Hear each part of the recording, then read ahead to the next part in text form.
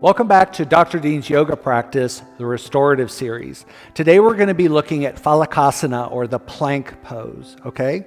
So I've got a little Swiss ball, 45 centimeter Swiss ball that I'm going to be using, and I'm going to be using blocks. Now, I've shown you a bunch of postures already, restorative postures, and I want to make a point that there are many ways to do restorative. You can use an ottoman at your house, you can use couch cushions, you could use little stools, you could use rolled up blankets or rags. Honestly, there's just so many things. You don't necessarily need to buy something. But I'm in the exercise business, so I just happen to have these tools handy. Okay, so Phalakasana plank is very misunderstood. Okay, so let me just put the props out of the way here for a moment. So plank posture is not a push-up, okay?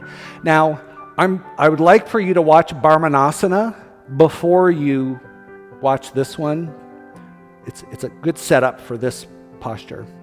So I'm going to say the best way to start to get into just a regular plank is to be on a knee, and I want you to make this leg really strong. And I want you to push your chest as far away from the mat as you can. And you can see that my shoulder blades are pushed really far apart. And I'm building an arch right here, an arch. So I want to make sure that your arch isn't collapsed. Don't let the roof of your arch collapse. Press it away. And I want you to pick up your hips as high as you can with the knee down. Once you're here, all you do is set the leg back. That's plank, okay? This is not plank, right? With the hip sagging. That's a problem. So our safety feature,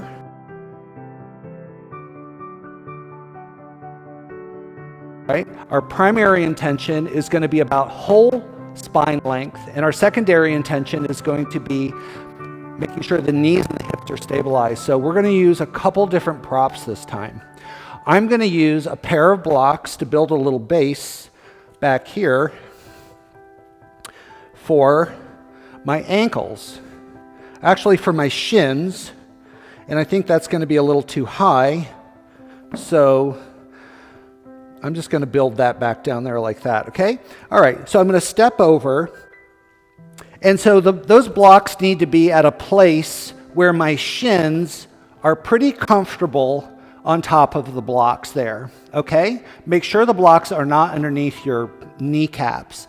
And then I'm going to roll the ball back until it's under my thighs, okay? And not under the belly. Now watch my toes, right? Do you see I can sparkle my toes. Everybody makes fun of me because I say sparkle your toes during class, right? So that just means that the toes can move freely. So I'm going to press my feet into the mat. I'm going to press away. Now I don't have to worry about my lower back being all jammed up. Can you notice how my heels are low, my hips are a little bit high, right? This is the perfect setup.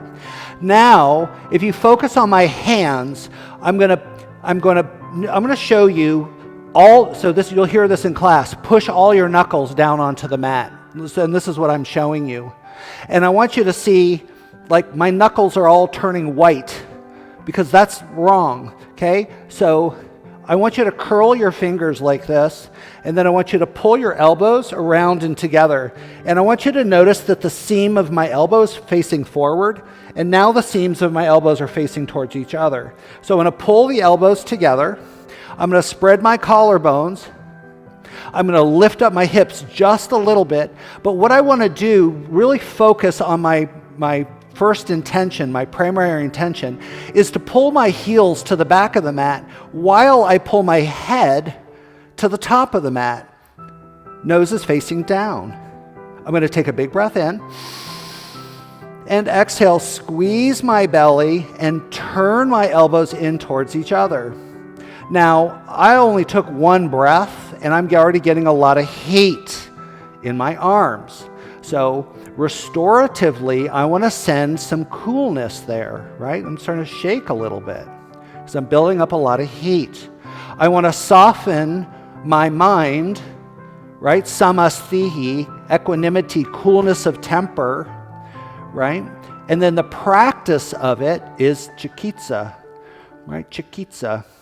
Let's take a big breath in for length, and then exhale, squeeze the belly in to stabilize the lower spine, and notice that the low back softens, becomes cool when you squeeze your belly. Let's take another breath in, pull the heels back, lengthen the neck, lengthen towards your head, and then exhale, squeeze the belly. Right, so our safety feature here, focus, is getting out of jamming the lower back, okay? So 10 or 20 of these, whatever feels right for you. And we're going to take a big breath in, and we're going to exhale. So you're just going to come all the way up like a downward facing dog, and then remove the ball, right? And I'm going to say, look at what's right there handy. I've got a little pedestal, right? So I'm going to sit on that. And I'm going to roll the ball away. And I'm just going to get a little lower back stretch. Right? Inhale, exhale. Remember, when you come out of your restorative position, you need that pratikriyasana. You need to go into that opposite posture. Yeah. So that's a good one, right? Phalakasana, plank. Look forward to seeing you next time. Thanks so much.